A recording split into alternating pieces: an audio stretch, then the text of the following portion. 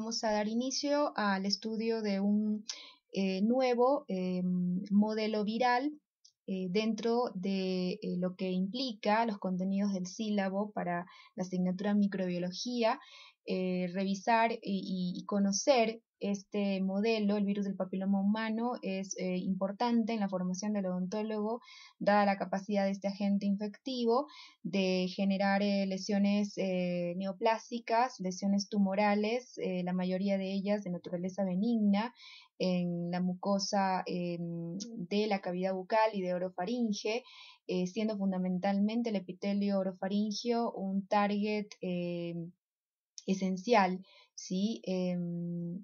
Para este virus, ¿no? Porque es el sitio de la región, se podría decir, de cabeza y cuello, con mayor tasa de colonización por este virus del papiloma humano, y como sabrán por cultura general, pues este virus tiene un esencial protagonismo en la carcinogénesis de cuello uterino, ¿sí? Prácticamente el 100% de los carcinomas de cuello uterino diagnosticados en mujeres son asociados o son vinculados al virus del papiloma humano, genotipos de alto riesgo. Entonces, a lo largo de esta clase vamos a conocer este virus, vamos a conocer sus características familiares, sus características estructurales, cuáles son los elementos que utiliza, los mecanismos que utiliza para poder infectar la célula epitelial o infectar los epitelios estratificados, que es su esencialidad, ¿sí? Su especialidad, ¿sí? Infectar epitelios estratificados y generar bajo ciertas condiciones, ¿sí? Causar lesiones evidenciables clínicamente como crecimientos, como neoplasmas, que en su mayoría son benignos, pero que dadas ciertas circunstancias del hospedador y del genotipo viral, esas lesiones pueden evolucionar hacia la malignidad. Entonces, estos son los contenidos que vamos a revisar a lo largo de esta clase.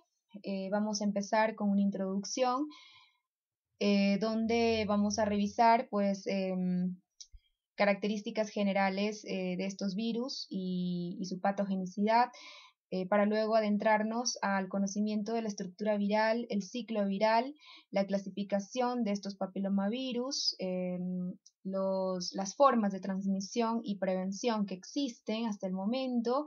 Vamos a hablar de HPV y respuesta inmune, qué tipo de respuesta inmune debe generar un hospedador para evitar una infección productiva por HPV, ¿sí?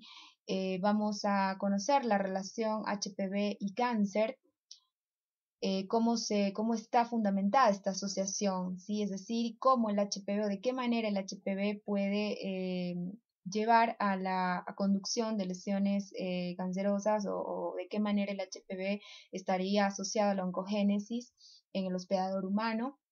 Vamos a revisar también manifestaciones clínicas de este virus, las lesiones que produce en los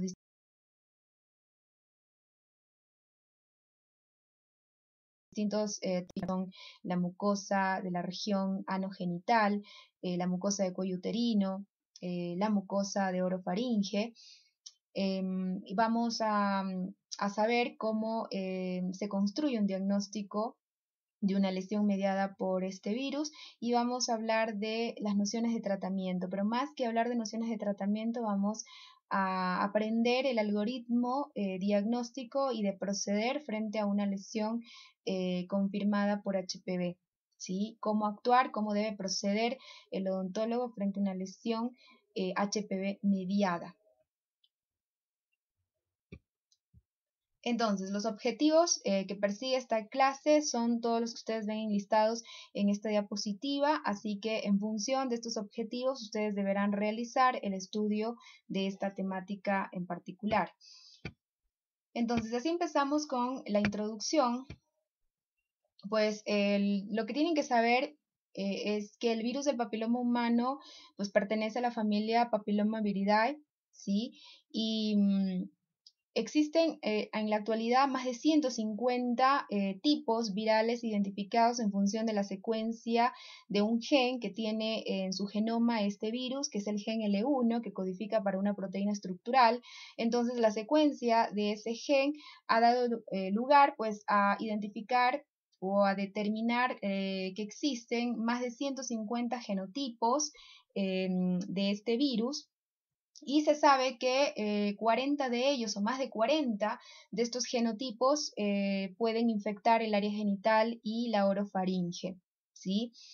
Estos virus tienen la especialidad de infectar epitelios estratificados, son epiteliotrópicos. ¿Qué quiere decir eso? Que tienen altísima afinidad por anidarse en los epitelios, infectarlos y generar lesiones productivas. ¿Sí? Y esa infección la realizan con alta especificidad. ¿Sí? En realidad el virus del papiloma humano es un grupo amplio de virus, de papilomavirus, como les dije, que pertenecen a la familia Papillomaviridae y que de acuerdo a sus características genéticas, específicamente del gen L1, se han identificado varios tipos, ¿sí? Los cuales son epiteliotrópicos, tanto en humanos como en animales, es decir, son un conjunto de virus que pueden infectar los epitelios de diversas especies animales, entre ellas el hombre, y esa infección lo hacen, como dice aquí, con alta especificidad, ¿sí? O en una forma específica de especie. ¿Qué significa eso? Que de todos los genotipos virales identificados hasta el momento, solo una proporción de ellos son específicos para el hospedador humano, es decir, no todos los papilomavirus tienen capacidad de infectar la especie humana, ¿sí?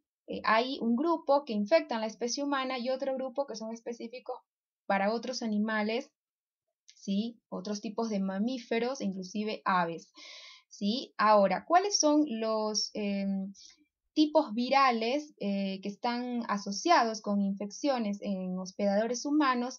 Se sabe que de los 12 géneros identificados hasta el momento, es decir, estos casi 200 genotipos que se han reconocido de HPV, ¿sí?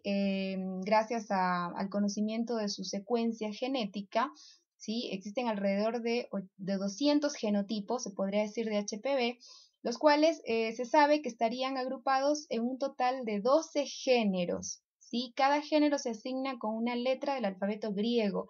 De esos 12 géneros se saben que 5 de esos 12 géneros son capaces de infectar específicamente la especie humana, ¿sí? Esos géneros que se los conoce con letras del alfabeto griego serían los géneros alfa, beta, gamma, mu y nu, ¿sí? Esos 5 géneros comprenden entonces papilomavirus, ¿sí? Que infectan específicamente, exclusivamente el hospedador humano. ¿A qué nivel lo infectan? A nivel de los epitelios, porque recuerden que todos los papilomavirus, independientemente si son específicos de humanos o específicos de otros animales, son esencialmente epiteliotrópicos, no pueden infectar otros tejidos que no sean los epitelios. ¿Sí? ¿Por qué? Porque van a ver más adelante, van a entender que este virus, para poder replicarse, para poder generar progenie, necesita de la característica de los epitelios, que es justamente la propiedad que tiene el epitelio estratificado de diferenciación, ¿sí? Una vez que la célula epitelial, el queratinocito, se genera a partir de la división de una célula basal, que es la célula Sten en este caso, ¿sí? La célula hija comienza la ruta de diferenciación, deja de entrar al ciclo celular y continúa pues diferenciándose, ya no se divide más, sino que cambia su fenotipo progresivamente hasta convertirse en una escama, en una célula totalmente aplanada que luego se elimina por descamación. Entonces ese proceso de diferenciación es el que requiere este virus para poder replicarse y para poder generar progenie, ¿sí? Y por lo tanto diseminarse. Si no hay progenie, si el virus no replica y no genera población nueva, no puede diseminarse, ¿sí? Y se trunca la infección. Ahora bien, este es un dato muy importante. Estos papilomavirus que tienen capacidad de infectar o especificidad para infectar al hospedador humano, ¿sí? Son los causantes de la enfermedad de transmisión sexual de mayor prevalencia en el mundo, ¿sí? A nivel global. Este virus es el causante de la enfermedad de transmisión sexual más prevalente en el mundo entero, tanto en hombres como en mujeres, ¿sí? Y la infección, cuando es productiva, porque no siempre las infecciones por este virus son productivas, ¿qué significa eso? Que no siempre una infección por HPV es sintomática, no siempre genera lesión clínicamente evidenciable, ¿sí? Un 40% de estas infecciones se sabe por literatura que son subclínicas asintomáticas, pero cuando es sintomática la infección, ¿cómo se va a manifestar? Se va a manifestar con lesiones neoplásicas, es decir, neoplasmas o tumores que pueden aparecer en el área anogenital, o a nivel de la piel, o a nivel del cuello uterino, que también está formado por epitelio, o a nivel de la mucosa de orofaringe, ¿sí? Entonces, esa es la expresión clínica, ¿sí? De la infección por HPV. Claro que existen varias entidades que se han establecido en función de las variaciones clínicas o ciertos acentos clínicos que puede tener una lesión u otra, reciben algunas nominaciones, ¿sí? O hay varias entidades clínicas causadas por HPV, al menos en mucosa bucal van a ver más adelante que existen varias entidades clínicas, pero todas ellas se caracterizan por la aparición de una proliferación epitelial, es decir, de un neoplasma, de un tumor que en la mayoría de los casos es benigno, ¿sí? Pero en ciertas circunstancias, en ciertos hospedadores y dado un determinado genotipo viral, esos neoplasmas benignos, que inician siempre benignos, pueden evolucionar a la malignidad, pueden convertirse en un carcinoma, ¿sí? De hecho, tienen que saber que uno de los cánceres, pues mayormente asociado a este virus, ¿sí? Así lo dicen las estadísticas, pues el 95% de los carcinomas de cuello uterino están asociados por HPV, si no es casi prácticamente el 100% de los cánceres de cuello uterino, ¿sí? Están asociados a genotipos de alto riesgo del virus del papiloma humano. Y este cáncer de cuello uterino, deben saber que es el tercer cáncer más frecuente en mujeres a nivel global, ¿sí? Y el 85% de estos cánceres de cuello uterino, ¿sí? Que tienen una alta prevalencia en el sexo femenino a nivel mundial, pues estarían causados por el genotipo HPV-16, que van a ver más adelante, que es justamente un genotipo de alto riesgo. Y además, el cáncer de cuello uterino es la segunda causa de muerte por cáncer en mujeres entre los 35 y 64 años de edad. Otra de las razones por las cuales aprender este tema es importante durante la formación de microbiología en la carrera de odontólogo. Bueno, además, este virus también está asociado a la génesis del cáncer anogenital, ¿sí? Genital tanto para hombres y mujeres, cáncer de vulva, cáncer de vagina para la mujer, cáncer de pene en el hombre y cáncer anal también que muestra mayor incidencia en el hombre. Si bien el cáncer anogenital es más raro si lo comparamos con el cáncer de cuello uterino, pero el cáncer anogenital comparte los mismos factores de riesgo respecto al cáncer de cuello uterino. ¿Y cuáles son esos factores de riesgo? Pues una actividad sexual promiscua, ¿sí? Sin uso de preservativo, con varias parejas sexuales. Esos son básicamente los factores de riesgo que unen de alguna manera el cáncer anogenital con el cáncer de cuello uterino, ¿sí? Y de hecho, los estudios epidemiológicos publicados en los últimos años demuestran que el cáncer anogenital ha registrado un incremento en su incidencia, ¿sí? En las últimas décadas, aumentando tanto en los hombres como en las mujeres menores de 50 años, ¿sí?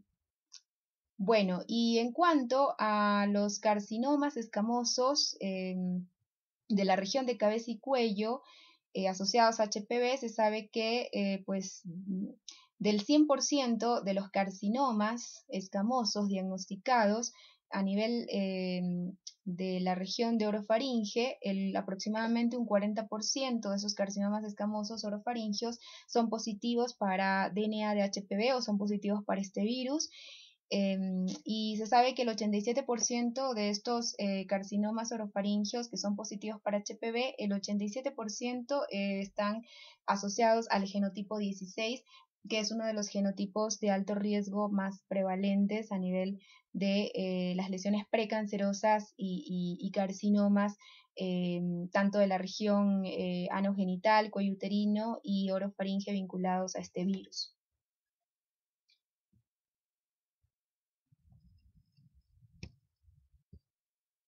Bueno, en cuanto a la estructura viral, los papilomavirus, como les había contado, son virus que pertenecen a la familia Papillomaviridae y son virus pequeños. ¿Qué interesa saber de su estructura? Bueno, que son virus desnudos. ¿Qué quiere decir eso? Que carecen de envoltura, ¿no? Al carecer de envoltura, son más resistentes a las condiciones ambientales, ¿sí? Eso da lugar a que una de las formas de transmisión de este virus sea determinada o mediada por fómites, es decir, objeto inanimado contaminado por un microorganismo. Eso es un fómite por definición.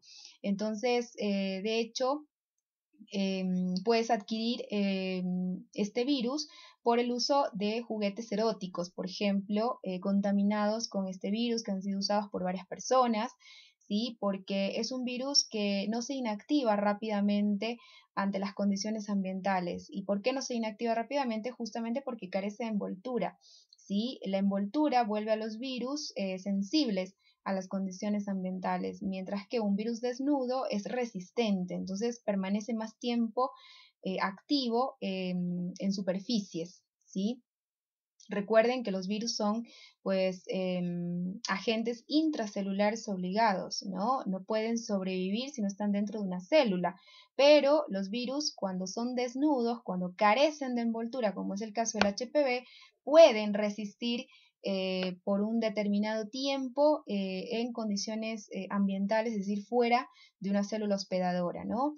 Entonces, esta pues es la conformación que tiene la cápside. Es un virus que carece de envoltura y por lo tanto tiene únicamente esta cápside proteica formada por dos proteínas estructurales, la L1 y la L2. ¿Sí?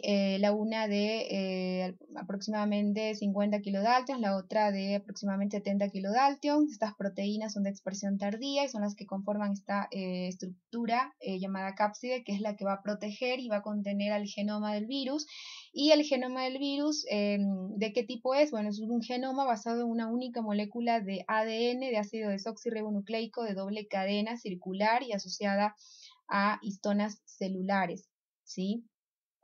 Esta cápside tiene a su vez una conformación icosaédrica, tiene un diámetro que oscila entre 52 y 55 nanómetros y el genoma, en cuanto a su tamaño es de 8000 pares de bases, ¿no? Esa es la longitud total que tiene el genoma de este virus. ¿Sí? Y el genoma de este virus, a su vez, desde el punto de vista funcional, todo este genoma se divide en tres regiones: la región temprana, la región tardía y la región reguladora. La región temprana con los genes E1 a E7, ¿sí? Que son importantes para la replicación viral. Todos estos genes los expresa el virus para poder replicarse y para poder ensamblarse, es decir, ensamblar su genoma dentro de este cápside.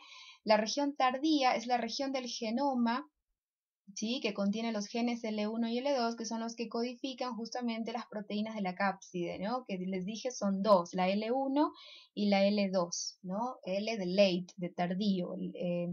La E significa, viene de early, de temprano, ¿sí? Porque son de expresión temprana. Estos son de expresión tardía. ¿Por qué son de expresión tardía? Porque ya cuando el virus replicó su ADN está listo para poder ensamblarse en el cápside, ¿no? Entonces estas proteínas tienen que expresarse una vez que el genoma se replicó. Y a su vez el genoma contiene una región reguladora que en definitiva controla o regula tanto la replicación como la transcripción genómica, ¿no? En esta partícula o en este sistema. Bueno, entonces recuerden, el HPV es un virus desnudo, un virus que tiene un genoma de ADN envuelto y protegido en una cápside icosaédrica conformada por dos proteínas, la L1 y la L2. el genoma tiene un tamaño, si lo extendemos, ¿no es cierto? Tiene una longitud total de 8.000 pares de bases y está dividido en regiones, desde el punto de vista funcional, en tres regiones, la región temprana, ¿sí? Y la región tardía. La región tardía está compuesta por los genes L1 y L2 que van a codificar las proteínas de la cápside viral, y la región temprana está conformada por los genes E1 a E7, ¿sí? Que a su vez están divididos en grupos, ¿sí? Tienes genes de expresión temprana que tienen propiedades oncogénicas, ¿sí? Y son el E6 y el E7. ¿Por qué tienen propiedades oncogénicas estos genes del virus HPV? Bueno, porque estos genes que codifican para estas proteínas E6 y E7, estas proteínas tienen la habilidad de interactuar, ¿sí? Tienen como tropismo, ¿sí? Interactúan con alta especificidad con proteínas supresoras tumorales del hospedador humano, como la proteína RB del retinoblastoma y la proteína P53. Entonces, estas proteínas, cuando se pegan a estos genes supresores tumorales del hospedador humano, inhiben su funcionalidad, ¿sí? Cuando se unen a esas proteínas supresoras tumorales del hospedador humano, van a bloquear, van a inhibir su funcionalidad, y eso es lo que se traduce pues en la generación de tumores o de neoplasmas, ¿sí? Por esa razón es que la expresión clínica de una infección activa productiva por HPV se traduce en un neoplasma, ¿no? En una lesión tumoral que inicialmente es benigna, pero que en ciertos hospedadores y bajo ciertas condiciones agregadas puede evolucionar a la malignidad, ¿sí? Bueno, la región temprana también contiene los genes E1, E2, que son esenciales para la replicación viral. Estos genes reconocen, por ejemplo, el origen de replicación en el virus, iniciando entonces la síntesis de ADN viral, y los genes E4 y E5, que son esenciales para el ensamblado y liberación de la partícula viral. El gen E4 participa en la fase temprana y tardía del ensamblado, ¿sí? O del ciclo viral, y el E5 participa únicamente en la fase tardía del ciclo viral, ¿sí? Es decir, del ensamblado y liberación.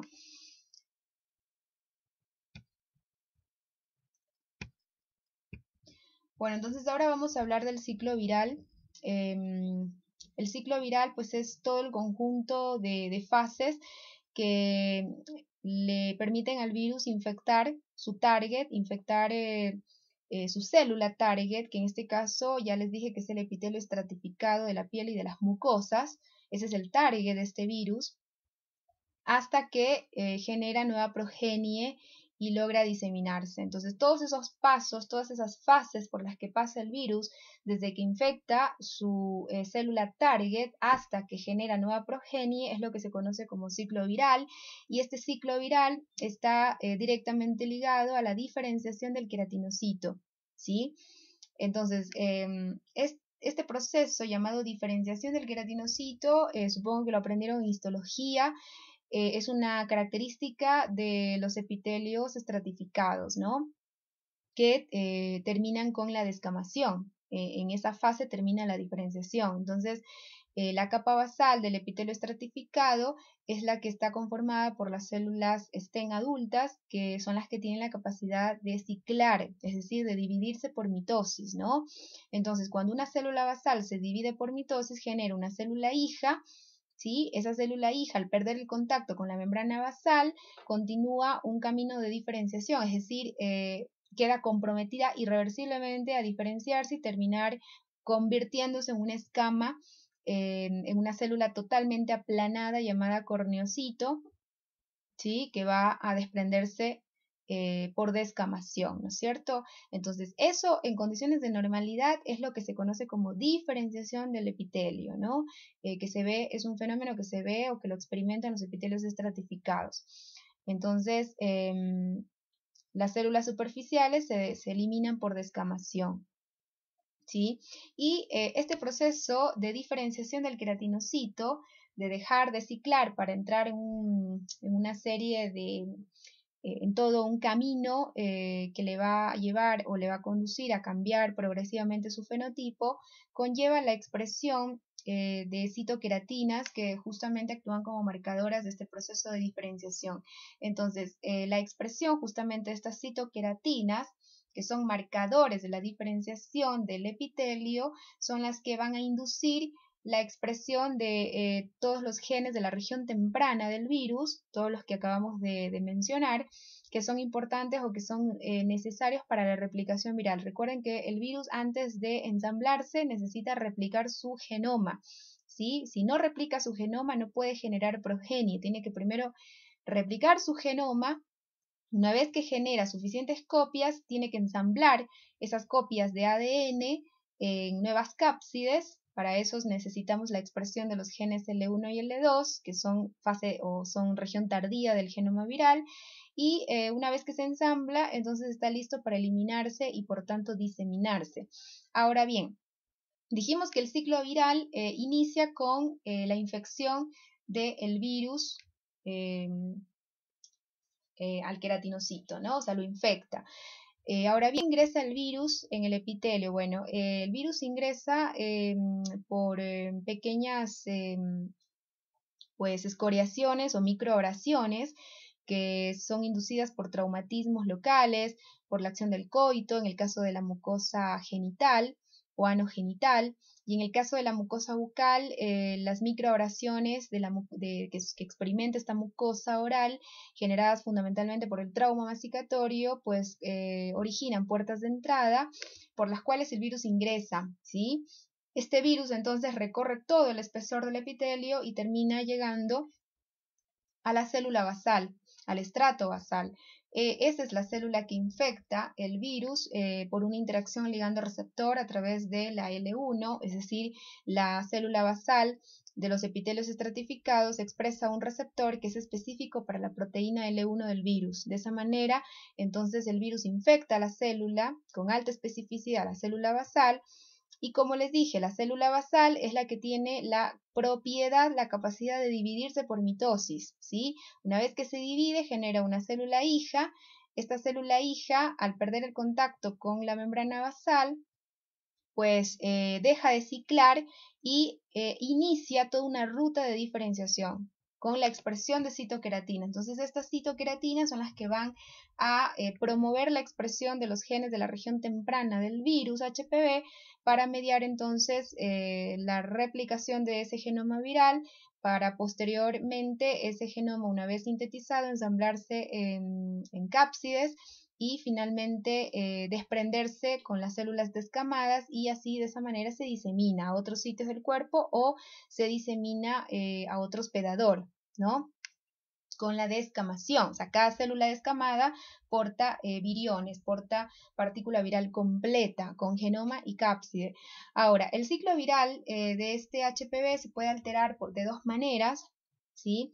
Cuando se altera el ciclo viral, es decir, la generación de partículas virales completas o viriones por la pérdida de la diferenciación terminal del epitelio, ¿sí? Y esto ocurre cuando la infección fue fundamentalmente mediada por genotipos virales de alto riesgo, los cuales tienen mayor capacidad de interactuar con los genes supresores tumorales del hospedador humano. Recuerden que las proteínas E6 y E7 del virus les conté anteriormente que tienen la capacidad de interactuar, ¿sí?, con proteínas supresoras tumorales del hospedador humano, que supongo lo vieron en biología molecular, y son la proteína del retinoblastoma y la proteína P53, que justamente son proteínas, como dice el nombre, supresoras de tumores, ¿sí?, benignos y malignos. Entonces, si esas proteínas están bloqueadas en su accionar, ¿sí?, estamos más vulnerables a hacer tumores, ¿sí?, a hacer procesos pues hiperplásicos o crecimientos neoplásicos. Entonces, este virus, cuando pasa a mediar una infección persistente, esas proteínas E6 y E7 van a unirse de una manera fuerte a las proteínas supresoras tumorales RB del retinoblastoma y P53, bloqueando su función, ¿sí? Inhibiéndolas, y eso conduce a la formación de neoplasmas, ¿sí? Que inicialmente son benignos, pero que en algunos pacientes, en algunos hospedadores, bajo ciertas circunstancias, pueden convertirse en malignos, ¿sí? Entonces, ¿qué pasa cuando el queratinocito experimenta una inhibición en la función de sus proteínas RB y P53? No puede abandonar el ciclo celular, ¿sí? O sea, el mandato genético de un queratinocito es terminar descamándose, ¿no? Diferenciarse. Para diferenciarse, para terminar convirtiéndose en una escama y desprenderse, eliminarse en ese proceso de descamación, pues necesita dejar de ciclar, ¿sí? Pero ¿qué pasa? Si el virus, al mediar una infección persistente, bloquea la acción o inhibe la función de estas proteínas supresoras tumorales RB y P53, pues a la célula epitelial le va a costar dejar de ciclar, ¿sí? Es decir, no puede abandonar la mitosis y sigue dividiéndose y dividiéndose, y esa situación pues lleva a la formación de estas hiperplasias, ¿sí? Entonces, cuando la célula epitelial continúa dividiéndose, ¿sí? Y no entra en el proceso de diferenciación, no hay expresión de citoqueratinas. Si no hay expresión de citoqueratinas, no hay replicación viral, entonces el ciclo del virus se ve prácticamente truncado, ¿sí? No puede el virus realizar su ciclo completo, ¿sí? Pero ya el daño está hecho, ¿no? Ya el virus con sus proteínas E6 y E7 ya logró inhibir o logró reducir la funcionalidad de las proteínas supresoras de tumores RB y P53, provocando entonces que el epitelio comience pues a formar tumores, ¿no? A crecer excesivamente, a formar estas hiperplasias, ¿sí? Entonces se altera la regulación del ciclo celular en ese epitelio, ¿no?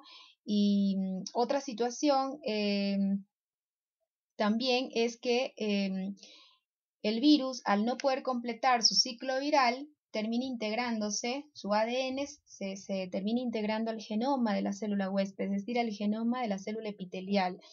Normalmente este virus no se integra en el genoma de la célula hospedadora, es decir, del epitelio.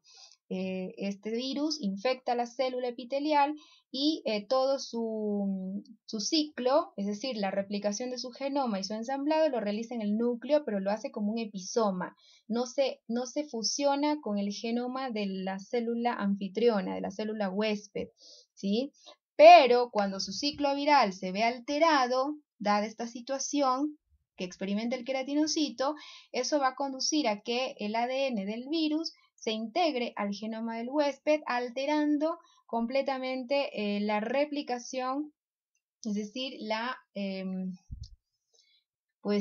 síntesis de ADN de la célula hospedadora, es decir, va a alterar la funcionalidad genómica o va a conducir a una inestabilidad genómica en la célula huésped, ¿sí? En la célula epitelial. Y ante esta circunstancia ya la probabilidad de que ese neoplasma evolucione a un tumor maligno es más alta. Y de hecho, los genotipos de alto riesgo de HPV, que son un grupo selecto que van a ver más adelante, pues tienen mayor capacidad de hacer esto, ¿no? Tienen mayor habilidad de integrar su ADN al genoma de la célula epitelial, de la célula huésped, y tienen mayor afinidad con las proteínas RB y P53 de la célula huésped, y por lo tanto, cuando la infección es mediada por esos genotipos de alto riesgo, pues el hospedador tiene más chance, tiene más probabilidad de hacer infecciones sintomáticas, infecciones productivas, ¿sí? Lesiones neoplásicas que si se agregan otros factores de riesgo pueden evolucionar a la malignidad.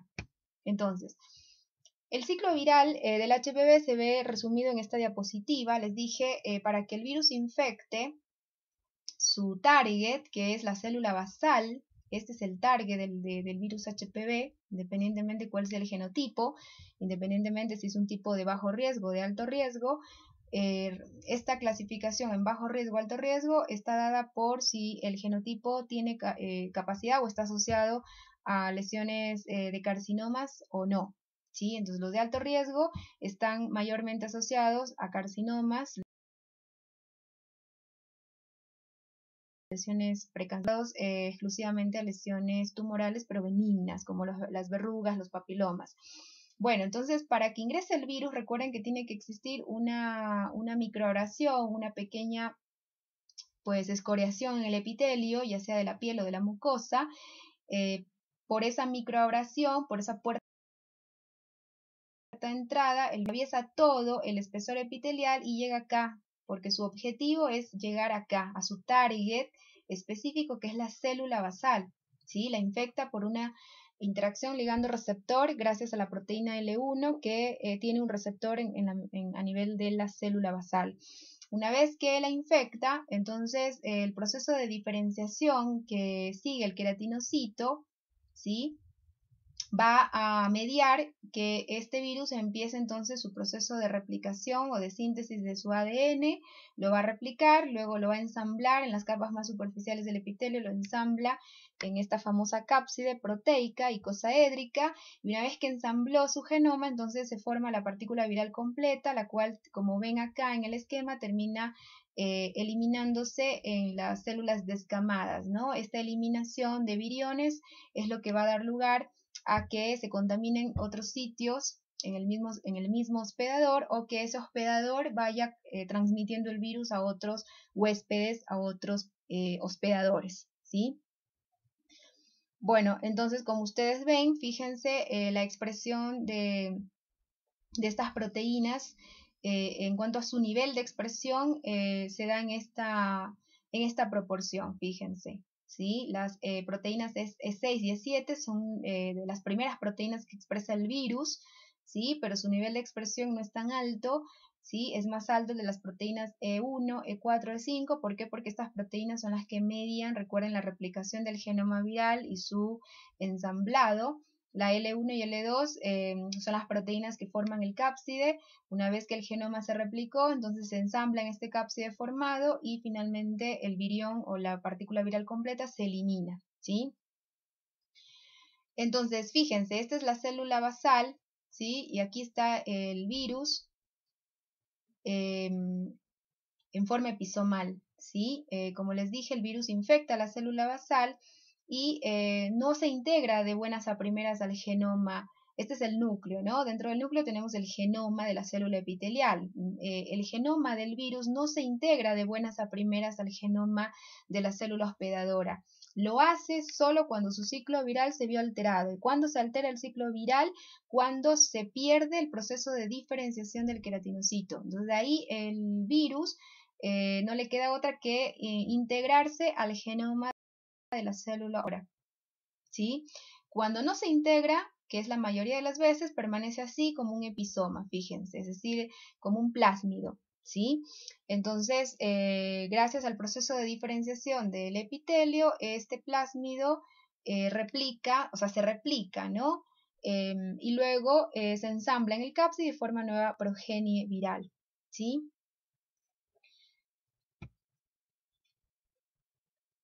Bueno, en cuanto a la clasificación de los papilomavirus, esta clasificación tienen que saber que se realizó a inicios de este nuevo siglo, ¿sí? Y se hizo gracias a una revisión sistemática de 11 estudios de casos y controles que se publicaron alrededor de 9 países con distinta incidencia o con incidencia variable de infección por HPV.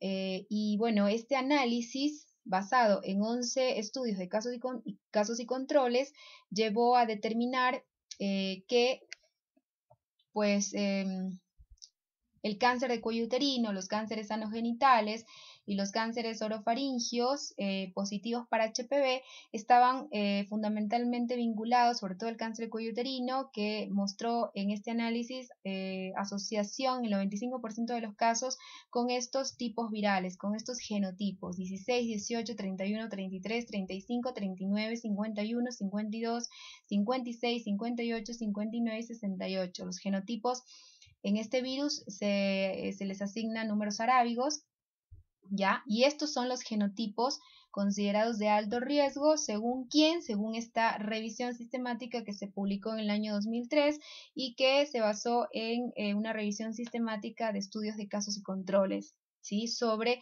infecciones de HPV reportadas en un total de 9 países con incidencia variable de esta infección, ¿sí?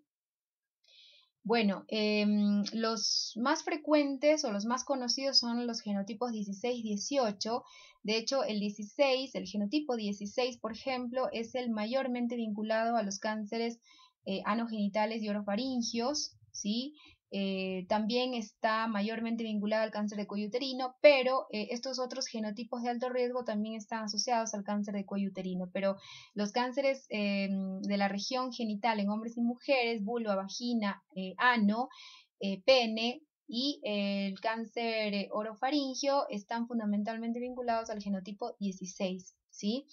Estos genotipos considerados de bajo riesgo se los encasilló de esa manera porque estos genotipos se asociaban significativamente a neoplasmas benignos, ¿sí? Como los famosos condilomas, papilomas o verrugas, la papilomatosis respiratoria recurrente también es una entidad benigna vinculada a estos genotipos, como el 6, el 11, el 40, 44, 54, 61, 70, 72, 81.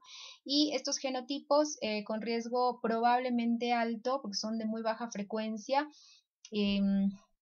así que su rol en la carcinogénesis no está del todo dilucidada porque son muy poco frecuentes y son los que están señalados en este recuadro, ¿sí?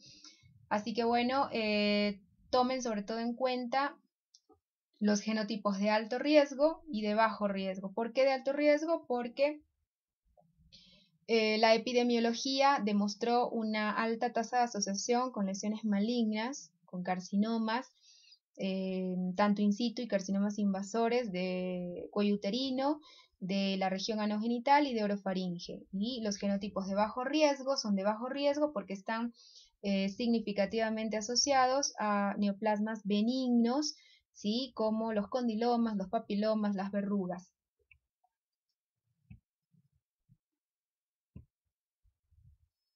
Bueno, respecto a la transmisión, este virus se transmite fundamentalmente por vía sexual, ¿sí?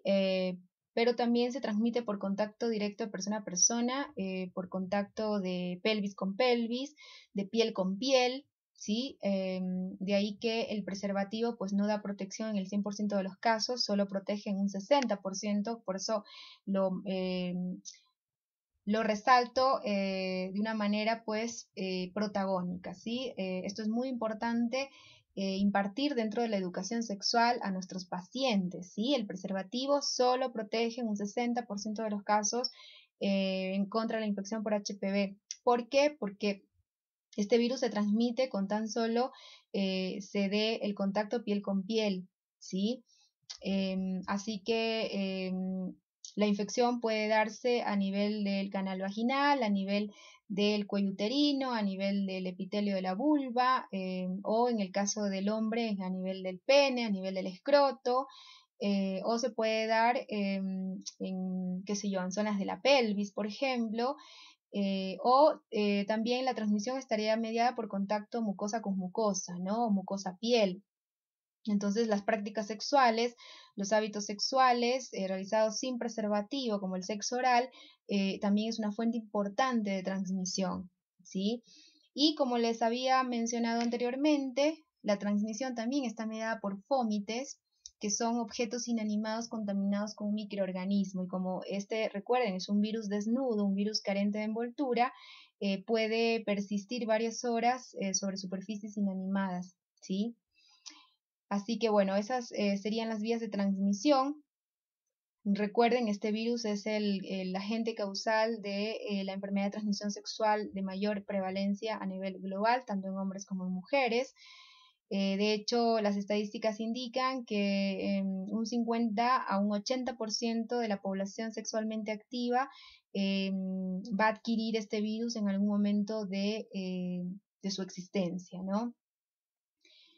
Bueno, y el riesgo de adquirir este virus se sabe que aumenta con la edad de inicio de las relaciones sexuales, es decir, una persona sobre todo las mujeres, se ha visto que en el caso de las mujeres la probabilidad que tienen de adquirir este virus es mayor o es más alta cuando iniciaron su vida sexual precozmente, ¿sí? Antes de los 18 años, y también el riesgo de contraer este virus aumenta con el número de parejas o con la adquisición de nuevas parejas, ¿sí? Y obviamente aumenta también con las prácticas sexuales o hábitos sexuales como el sexo oral sin protección. Bueno, en cuanto a la incidencia de infecciones por cepas de alto riesgo, que son las de mayor impacto clínico, porque son las que están vinculadas a la carcinogénesis, a los carcinomas de cuello uterino, de región anogenital, de orofaringe, bueno, las estadísticas indican que la mayor incidencia de infecciones por cepas de alto riesgo muestran una relación con la edad en las mujeres, más no en los hombres. En las mujeres se ha visto que la adquisición, por ejemplo, del genotipo HPV-16, que es un genotipo de alto riesgo, es más alta en mujeres menores de 25 años. Esa incidencia disminuye a su límite más bajo entre los 30 y 35 años de edad, y en algunos países esa infección o esa adquisición de ese genotipo de alto riesgo puede aumentar en mujeres después de los 50 años en ciertos países, ¿sí? Mientras que en los hombres no se ha encontrado un patrón de edad característico para la infección por genotipos de alto riesgo, ¿sí? Lo que se sabe hasta el momento es que los hombres, a diferencia de las mujeres, están de alguna manera más protegidos. La tasa de portadores asintomáticos es más alta en el hombre que en la mujer, ¿sí? Algo muy importante que deben recordar de esta infección, y regreso a esto, es que el virus en un 40% de los casos produce infecciones subclínicas, es decir, asintomáticas. ¿Por qué asintomáticas? Porque no hay replicación viral. El virus no replica, ¿sí? O no replica en una forma importante, ¿sí? Pero permanece latente, hace latencia en la célula basal como un episoma, ¿no? Hace latencia episomal como si fuera un plásmido, ¿sí? Un plásmido bacteriano. Entonces, recuerden que no siempre la infección por HPV genera una replicación importante, no siempre genera lesiones clínicamente evidenciables. En algunos hospedadores la infección queda latente en la capa basal del epitelio, puede quedar por años ahí dormido ese virus y bajo ciertas circunstancias activarse, bajo depresión del sistema inmunitario, puede activarse y iniciar entonces una fase activa de replicación, ¿sí? Entonces eso es muy importante que recuerden. Y lo que se sabe hasta el momento es que los hombres están más protegidos respecto a la infección de HPV o están más protegidos para la infección HPV respecto de las mujeres. Por ejemplo, como les había mencionado, la tasa de infección asintomática subclínica es más alta en los hombres que en las mujeres, es decir, las mujeres expresan más frecuentemente la infección respecto de los varones, ¿no? De hecho, la prevalencia de infección en los hombres, según estudios, estaría entre 1.3 a 73%, variando según la región geográfica. O sea, a nivel global, la prevalencia de infección por HPV, según la región geográfica, puede ser tan baja como menor al 2%, a tan alta como cercana a un 75%, ¿sí? O sea, es muy variable.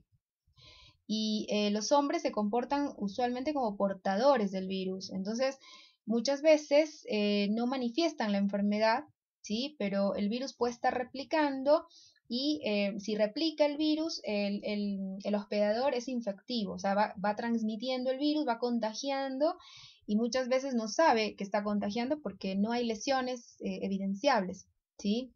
Esa es la situación que pasa con los hombres, que son portadores asintomáticos en gran medida de este virus y se convierten en fuentes importantes de transmisión, mientras que la mujer usualmente expresa con más frecuencia la enfermedad o la infección, ¿sí?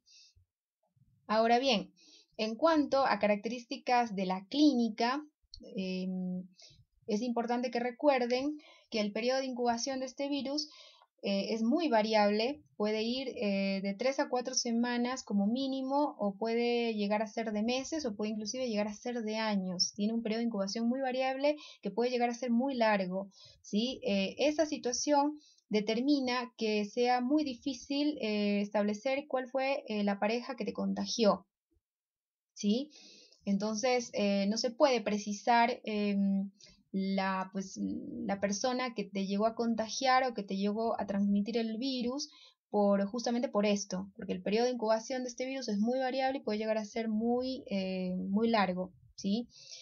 Bueno, las infecciones en la mayoría de los casos son asintomáticas, tanto en hombres como en mujeres son mayormente asintomáticas y lo son más en los varones, ¿sí? Por razones que no están dilucidadas hasta el momento. Como les dije, la infección puede permanecer latente durante años, inclusive el virus puede permanecer como un episoma ahí en el núcleo de la célula basal de los epitelios, y solo bajo ciertas circunstancias activarse e iniciar un proceso de replicación activa. Bueno, las infecciones también tienen que saber que no siempre son mediadas por un único genotipo. En algunos casos las infecciones pueden ser múltiples, es decir, pueden ser inducidas simultáneamente por varios genotipos de HPV, ¿sí? Y una situación clave aquí es la infección persistente, ¿sí? Cuando la infección por HPV se vuelve persistente, eso ya es un problema. ¿Por qué? Porque cuando la infección es persistente, tiene más chance o más probabilidad de evolucionar a una lesión precancerosa, un carcinoma in situ y por lo tanto un carcinoma invasor, ¿sí? ¿En qué casos se producen las infecciones persistentes por HPV? Bueno, esa situación va a depender del genotipo viral y va a depender del estado inmunitario del hospedador, ¿sí? ¿De qué depende entonces que una infección por HPV, repito, esto es muy importante, de qué depende que una infección por HPV se vuelva persistente, es decir, duradera en el tiempo? Va a depender del estado inmunitario del hospedador y va a depender del genotipo viral. Si el hospedador fue infectado por un genotipo de alto riesgo, tiene más probabilidad de desarrollar una infección persistente, ¿sí? Y si el hospedador que fue infectado tiene o padece condiciones de inmunodeficiencia, como por ejemplo si es un hospedador HIV positivo, esa situación lo predispone a sufrir infecciones persistentes, y no solo eso, sino que además lo predispone a sufrir infecciones más mórbidas por HPV, ¿sí? Así que ese es un dato muy importante. Bueno, y en cuanto a la prevención, cierro con esto esta diapositiva. Recuerden, esto es muy importante en la educación sexual a nuestros pacientes, ¿sí? El preservativo solo protege un 60%, ¿sí? Así que para evitar o prevenir transmisiones de HPV, no basta el uso del preservativo, ¿sí? Es necesario que la persona tenga una vida sexual disciplinada, ¿sí? Con una sola pareja, que haga lo que desee, que realice las prácticas sexuales que quiera hacer o que tenga ganas de llevar a cabo, pero que lo haga con preservativo. Así las realice con una sola pareja o con su pareja de toda la vida, pero tiene que hacerlas con preservativo, al menos los hábitos sexuales, ¿no? Por ejemplo, el sexo oral, el sexo rectal, hacerlo siempre con preservativo, ¿sí? Y como les dije, es muy importante evitar la promiscuidad, ¿no es cierto? Tener una sola pareja. Y bueno, además, estudios otorgaron un rol preventivo a la circuncisión masculina, pero no está del todo consensuado este dato, ¿sí?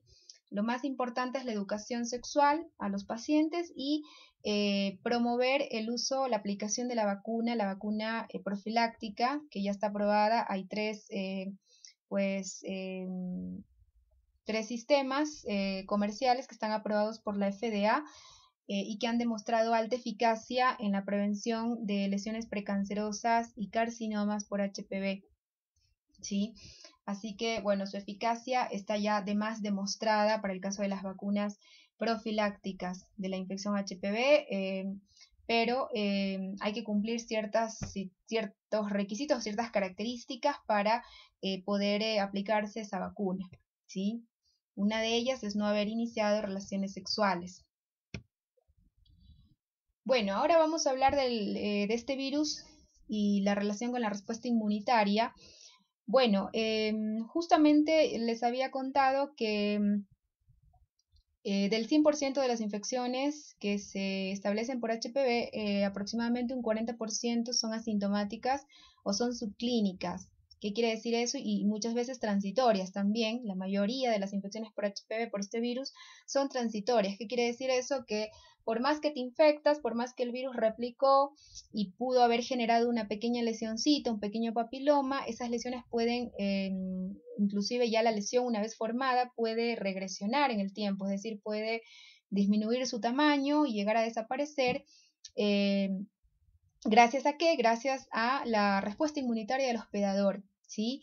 Ahora, ¿qué tipo de respuesta inmune necesitamos entonces para que la infección por HPV sea subclínica, sea sintomática y sea sobre todo transitoria, es decir, se autoelimine ella solita? Necesitamos una inmunidad mediada por células. Recuerden la clase de respuesta inmune, ¿no es cierto? ¿Qué características tiene o qué cualidades tiene una inmunidad mediada por células y cuántos tipos de inmunidad mediadas por células tenemos? Pero para activar eso, recuerden, la inmunidad que necesitamos aquí es la inmunidad dirigida por T helper 1, ¿sí?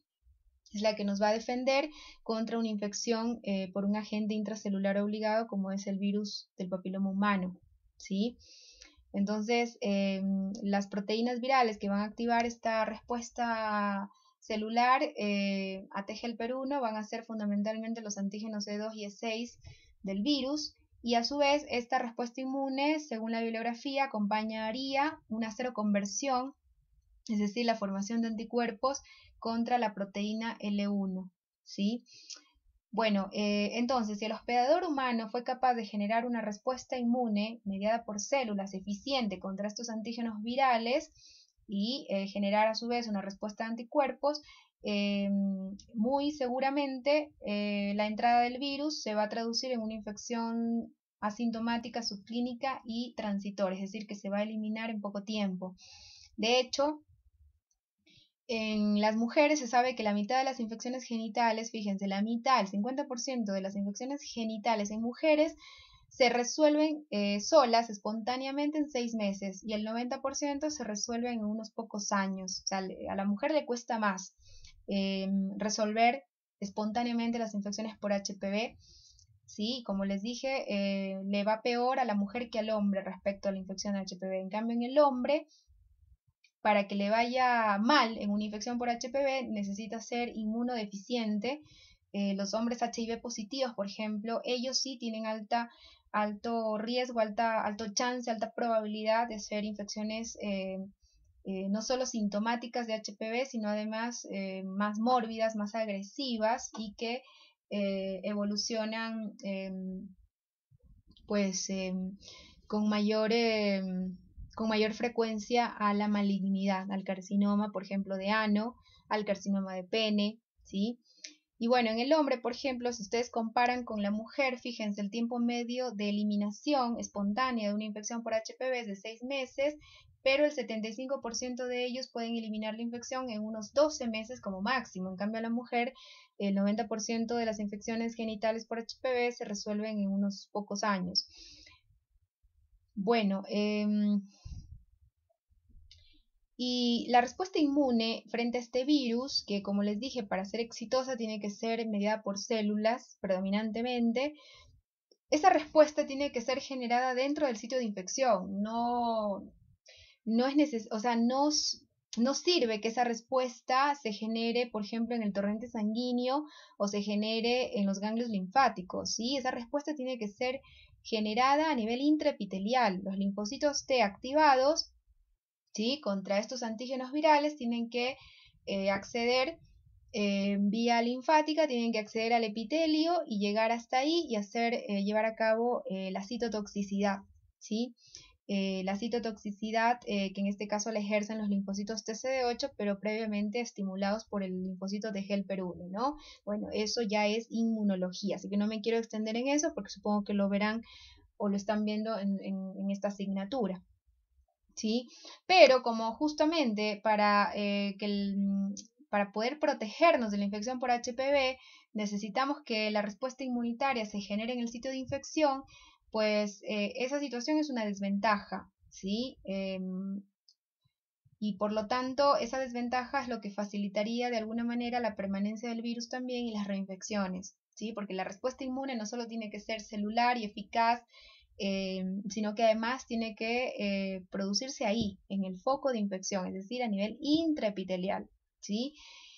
Bueno, y algo importante que lo van a ver aquí en este esquema que demuestra pues o describe la historia natural de la infección por HPV de alto y bajo riesgo a nivel cervical. Este esquema fue obtenido del modelo cáncer de cervix o cáncer de cuello uterino asociado a HPV de alto riesgo, que es justamente el modelo de malignidad vinculado a este virus, ¿no? Entonces, como ustedes ven, en el momento en que el hospedador humano, que puede ser hombre o mujer, ¿sí? En este caso, este modelo está vinculado al cáncer de cuello uterino que se da en mujeres, obviamente. Bueno, en el momento en que la mujer toma contacto con el virus, ¿sí? Esto se aplica para mujer y hombre, viene un periodo de incubación, ¿sí?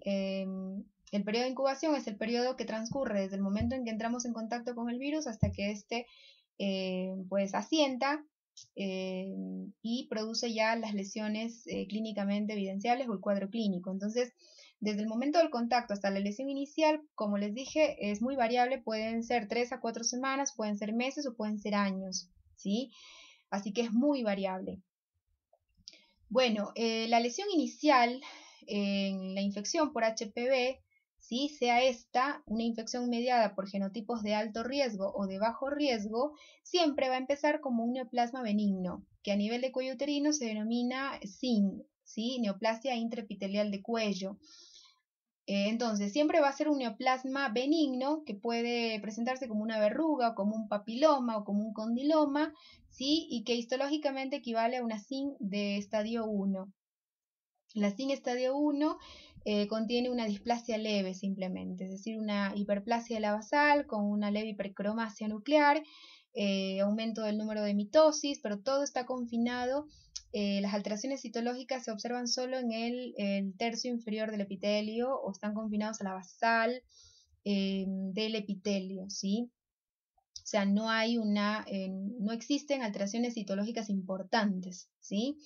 Eso es una SIN 1, que clínicamente se puede evidenciar como una verruga, como un papiloma, como un condiloma, ¿sí? Entonces, bueno, esa lesión que puede darse, como les dije, en el 60% de los casos se presentan estas lesiones, en un 40% no, la infección cursa de una forma totalmente asintomática, ¿sí?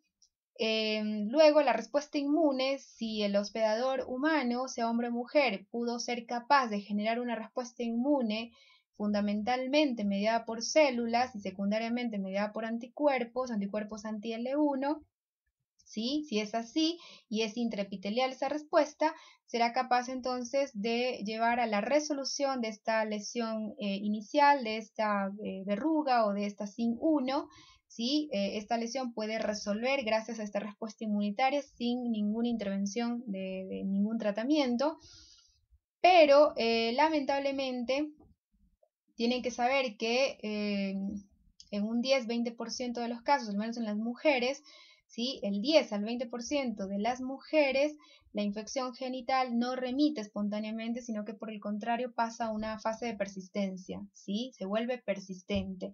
Cuando se vuelve persistente, obviamente esa paciente tiene más chance, tiene más riesgo de que de hacer un precáncer, es decir, de que esta lesión SIN 1, ¿sí? Neoplasia intraepitelial cervical nivel 1 evoluciona a una SIN 2 o una SIN 3, que ya es un carcinoma in situ, ¿sí? De cuello uterino.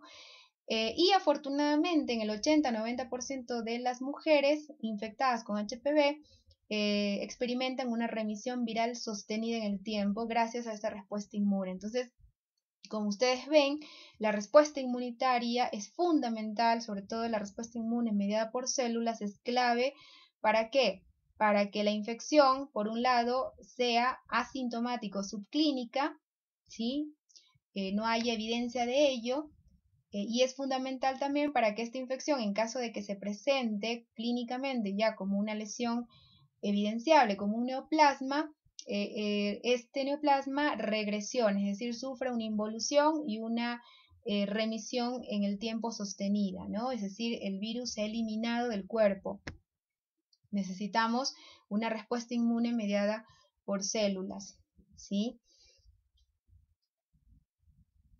Bueno, según las estadísticas del HPV de alto riesgo, como los genotipos 16, 18, 31, 35, por ejemplo, 45, 52, 51, 59, ¿sí? Que son los genotipos de alto riesgo conocidos hasta el momento.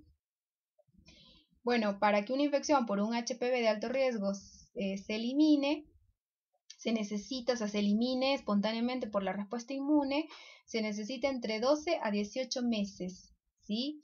Mientras que para eliminar espontáneamente una infección generada por un genotipo de bajo riesgo, se sabe que se necesitarían en promedio entre 4 a 9 meses. Entonces, como ustedes ven, la eliminación sostenida de una infección viral no solo depende de la respuesta inmune, sino que depende también del genotipo, ¿sí? Si la infección se produjo por un genotipo de alto riesgo, en ese contexto es más difícil o demora más tiempo, le lleva más tiempo al organismo eliminar esa infección, le cuesta más, ¿sí? Mientras que si la infección se produjo por un genotipo de bajo riesgo, la literatura establece que en promedio esa infección se eliminaría en un lapso de 4 a 9 meses, siempre y cuando exista una respuesta inmune adecuada, ¿no? Que tiene que ser celular, ¿no? Mediada por T helper 1 y linfocitos TCD8 citotóxicos. Bueno, respecto a la relación HPV y cáncer, esta está muy o suficientemente demostrada, ¿sí? Sobre todo en el modelo de cáncer de cuello uterino. Yo les había comentado al inicio de la clase que prácticamente el 100% de los carcinomas de cuello uterino diagnosticados en la mujer son HPV positivos o están asociados a genotipos fundamentalmente de alto riesgo de este virus, ¿sí? Ahora bien, para que una infección por HPV evolucione a una lesión precancerosa y a partir de ahí evolucione a un carcinoma in situ y carcinoma invasor, pues no es suficiente la infección por un genotipo de alto riesgo y que además esa infección se vuelva persistente. Es fundamental que para hacer cáncer asociado a HPV la infección tiene que ser persistente y tiene que ser mediada por un genotipo de alto riesgo, ¿sí? Los genotipos de bajo riesgo no están asociados a cáncer, ¿sí? O no se han identificado hasta el día de hoy en lesiones malignas, solo los genotipos de alto riesgo. Pero para hacer cáncer o para desarrollar un carcinoma asociado al virus del papiloma humano no es suficiente la infección por HPV. La literatura plantea o demuestra, mejor dicho, las evidencias hasta el momento demuestran que se necesitan otros cofactores, conocidos como cofactores ambientales y cofactores del hospedador, ¿sí? ¿Qué cofactores? Bueno, los reconocidos hasta el momento serían el hábito tabáquico, por ejemplo, la inmunosupresión o la inmunodeficiencia. Como les había mencionado ya, un hospedador HIV positivo tiene más riesgo de hacer una infección persistente por HPV y desarrollar lesiones malignas por este virus o asociadas a este virus, ¿sí? El uso de anticonceptivos en la mujer también es un factor predisponente a la carcinogénesis vinculada a HPV. ¿Sí?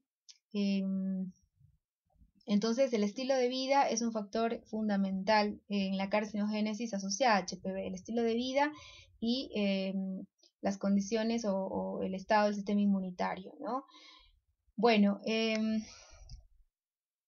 por ejemplo, estudios demuestran que la persistencia de genotipos de alto riesgo, como el HPV-16, aumenta el riesgo de desarrollar cambios displásicos, ¿sí? Es decir, aumenta el riesgo de que una lesión en estadio 1, una SIN1 de cuello uterino, evolucione a una SIN2 y esta, y a su vez una SIN2 tiene más probabilidad de evolucionar una SIN3, que ya es un carcinoma in situ de cuello uterino, ¿sí?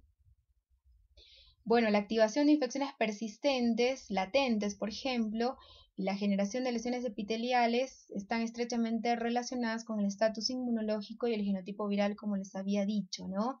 La capacidad del virus de persistir en el tiempo, de generar infecciones latentes o infecciones persistentes que no pueden autoeliminarse o autorregresionar, están estrechamente relacionadas con el genotipo viral.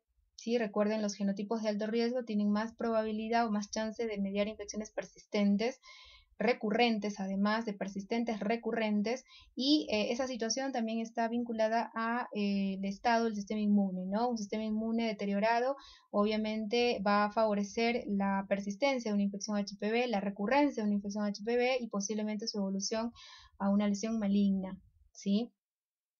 Ahora, ¿cuál es el fundamento de la asociación HPV-cáncer? Está basada en esto, ¿no? Como lo había explicado inicialmente, en la expresión de estos oncogénesis 6-17, y como les había dicho, esta expresión es más alta o ha demostrado ser significativamente más alta en los genotipos virales de alto riesgo, ¿sí? Cuando la expresión de estas proteínas es alta, eso lleva a una inactivación importante, significativa de los genes supresores tumorales RB y P53, ¿sí? E6, por ejemplo, interactúa específicamente con P53 y la E7 se sabe que interactúa específicamente con proteína RB del hospedador humano. Entonces, esa interacción daría lugar a la inactivación de estas proteínas. Por ejemplo, se sabe que la E6 marca la proteína P53 con ubiquitina, es decir, la ubiquitiniza y la marca de esa manera para su degradación en el protesoma. Entonces, no te sirve de nada generar P53 si viene la proteína viral de HPV y te la destruye o te la degrada, y eso va a llevar pues a la generación de tumores, ¿sí? De neoplasias intraepiteliales. ¿Por qué intraepiteliales? Porque recuerden que la infección por HPV es intraepitelial, ¿sí?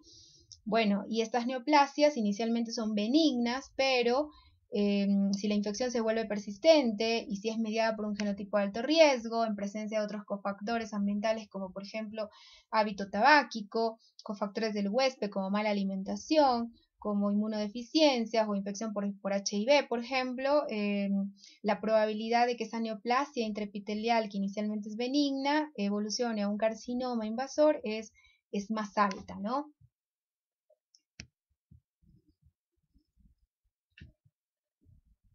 Bueno, de hecho, bueno, aquí tienen desglosados los pasos descritos para la carcinogénesis del carcinoma de cuello uterino asociado a HPV. ¿Sí? Entonces, el primer paso en la carcinogénesis de cuello uterino vinculada a HPV es la infección del epitelio metaplásico de la zona de transformación de ese cuello de útero. O sea, el epitelio en condiciones de normalidad hay una zona que es metaplásica, donde el epitelio pasa de columnar a aplanado. Entonces, esa zona es infectada por este virus o tiene tropismo para este virus. Una vez que el virus infecta, ¿sí? Si esa infección se dio por genotipos de alto riesgo, eso va a llevar entonces a la persistencia del virus. La persistencia del virus va a provocar una expresión más alta de las proteínas E6 y E7, que son las proteínas oncogénicas del HPV, llevando a la progresión clonal hacia la lesión precancerosa inicialmente, que sería la SIN2, ¿sí? Y la SIN2 a su vez tiene aproximadamente un 20% de probabilidad de evolucionar o de progresar una SIN3, que ya es un carcinoma in situ de cuello uterino, y la SIN3 pues prácticamente está a un paso ya de la invasión, ¿no? Del cáncer invasivo. Bueno, estos son los factores de riesgo que se han reconocido asociados tanto a la adquisición de este virus y a la malignización. Como les había dicho, un factor de riesgo para adquirir el virus es la edad de inicio de las relaciones sexuales. Entre más precoz fue la persona, sobre todo la mujer, entre más precoz fue al momento de iniciar su vida sexual, más probabilidad tiene de adquirir este virus, ¿sí? Otro factor de riesgo son los antecedentes de enfermedades de transmisión sexual, ¿no? Una persona que haya padecido sífilis, gonorrea, herpes genital, bueno, tiene más riesgo de estar infectada por este virus, ¿sí? Otro factor de riesgo para la adquisición de HPV es tener varios compañeros sexuales, ¿no es cierto? Tener una vida sexual promiscua o múltiples parejas sexuales. La multiparidad también se sabe que es un factor de riesgo de adquisición de HPV. Y entre los factores que se han reconocido como asociados a la malignización de una lesión de un neoplasma HP positivo serían el tabaco, el uso de anticonceptivos orales, la infección por virus de la inmunodeficiencia humana, ¿sí? En las mujeres es un factor también que promueve o que predispone a la malignización de una verruga genital o de una verruga vaginal o de cuello uterino, el no realizarse la prueba de Papá Nicolau o no realizarse estudios citológicos frecuentes que tienen que hacerse una vez cada año después de los 30, y obviamente los factores genéticos también son claves a la hora de determinar si un neoplasma benigno HP positivo se convierte en un neoplasma maligno. Entonces, estos son los cambios histológicos que produce la infección viral, la infección por HPV. ¿Sí? Este es un epitelio de cuello uterino en condiciones de normalidad. ¿Sí? Cuando este epitelio se infecta por un genotipo de bajo riesgo o de alto riesgo y esa infección es productiva, sintomática, se va a traducir en esto, se va a traducir en una SIN de tipo 1, una SIN o neoplasia intracervical 1, que solo tiene una displasia leve. Como ustedes ven, lo que vamos a ver es una hiperplasia de la capa basal con una ligera hipercromasia nuclear y el rasgo que indica el efecto citopático viral y que nos hace alusión de que existe aquí, que este epitelio está infectado por un virus, es el reconocimiento de estos coilocitos, que es justamente el efecto o demuestra el efecto citopático del virus, ¿no? El virus no es citolítico, ¿sí? Su replicación produce unos cambios en la célula, en el queratinocito, el cual muestra un citoplasma vacuolizado, como ven, ¿sí? Un núcleo excéntrico y hipercromático. Como ustedes pueden visualizar, los queratinocitos infectados muestran una apariencia de huevos fritos, como ustedes ven, ¿no? Se les llama coilocitos y eso es signo patognomónico de infección viral, ¿sí? De infección viral.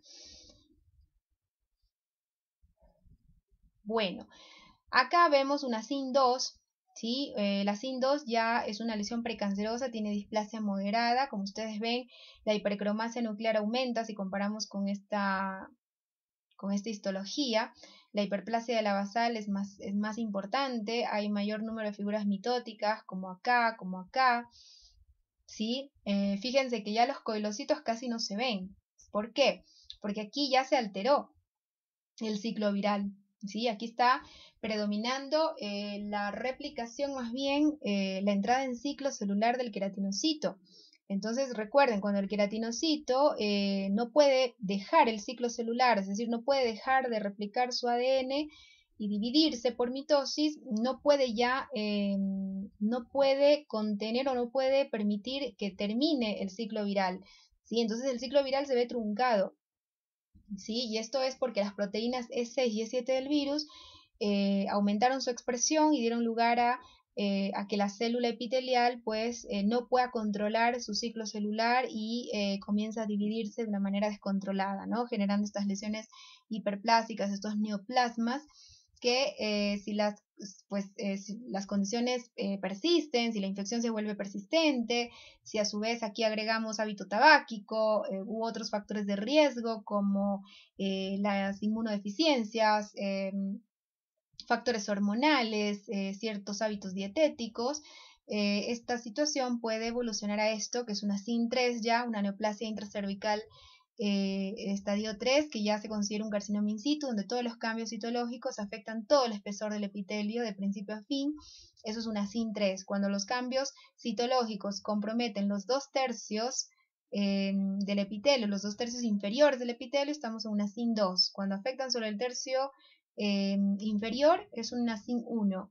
Se afectan los 2/3 inferiores del epitelio, es una SIN2. Y se afecta todo el espesor del epitelio, como vemos acá, En esta imagen, todo esto es epitelio, fíjense todos los cambios desde la membrana basal hasta la superficie, estamos en una SIN3, un carcinoma in situ de cuello uterino, ¿no? Estos mismos cambios se darían, por ejemplo, en un carcinoma escamoso de orofaringe.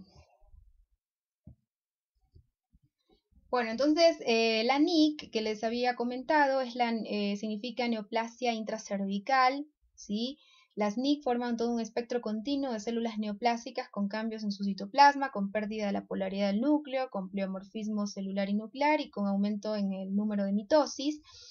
Se sabe que el tiempo promedio en el que se desarrolla una NIC3, que recuerden es ya un carcinoma in situ, a partir de una infección inicial con un HPV de alto riesgo como el HPV 16, se estima que sería entre 7 a 12 años. Es decir, una mujer infectada por un genotipo de alto riesgo como el HPV 16 les llevaría aproximadamente entre 7 a 12 años desarrollar o pasar de una NIC1 a una NIC3, ¿sí? Así que la evolución no es de la noche a la mañana, ¿no? Es una evolución lenta, pero en definitiva puede llegar a darse este outcome, esta respuesta, el desarrollo de esta lesión, de este carcinoma in situ, si los factores favorecedores de la oncogénesis actúan en ese hospedador. Bueno, y justamente aquí tienen esta tabla, pues el riesgo de persistencia de la infección por HPV que tendría, por ejemplo, una NIC1. Se sabe que una NIC1 tiene un 30% de probabilidad de hacer una infección persistente por HPV. Una NIC2 tiene un 40% de riesgo de evolucionar una infección persistente. Y fíjense, la evolución de una NIC1 a una NIC3 es del 10%, pero si ya la paciente tiene una NIC2, esa lesión tiene un 20% de riesgo de evolucionar a un carcinoma in situ, ¿sí? Y el riesgo de progresión de esta lesión NIC1 a un carcinoma invasor de cuello uterino es del 1%, pero si la mujer fue diagnosticada ya con una NIC2, ¿sí? El riesgo que tiene esta lesión de pasar un carcinoma invasor es del 5%, y si ya fue diagnosticada con una NIC3, es decir, un carcinoma in situ de cuello uterino, la probabilidad de que este carcinoma se vuelva invasor es del 12%. Así que bueno, aquí lo importante que es que pues las lesiones en caso de que la mujer las genere o el hospedador las genere se queden a este nivel, ¿no? No pasar a esto ni a esto.